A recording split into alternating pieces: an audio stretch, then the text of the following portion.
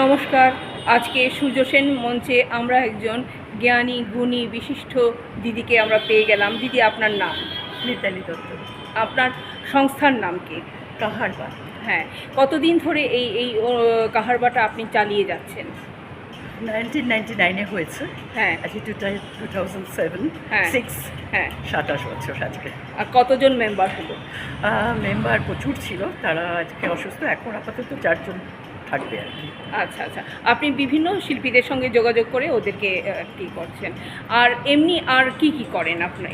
আমাদের একটা সংস্থাতে, সেটা আমরা প্রত্যেকে, তো আমাদের একটা কালচার একটা আছে, হ্যাঁ। গান বাজতে সব কিছু করি। আর প্রত্যেকেই গান টান গায়। আমি অবশ্য গানে নই, আমি স্বরচিত কবিতা বা সব আমার কিছু লেখা টেখা এগুলো আমি করি। হ্যাঁ। এছাড়া আমাদের একটা অভিনব কাজ আছে, যেটা আমরা করি, বাংলা হাতের লেখা প্রতিযোগিতা করি। আচ্ছা। প্রায় 300 থেকে 350 মতো স্টুডেন্ট আসে।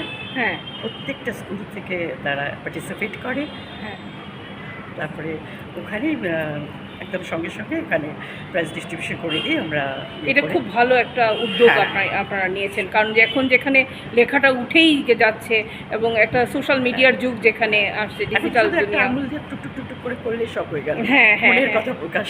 হ্যাঁ, সেই কিন্তু এটা তো আসল না, ওই লেখাটাও জানতে হবে। এটা খুব ভালো উদ্যোগ নিয়েছেন এবং এভাবেই আপনারা এগিয়ে চলুন। আমরা আছি আলোর প্রতিকা নিউজ চ্যানেল থেকে আপনাদের সাথে। আপনাকেও অশেষ ধন্যবাদ। ধন্যবাদ।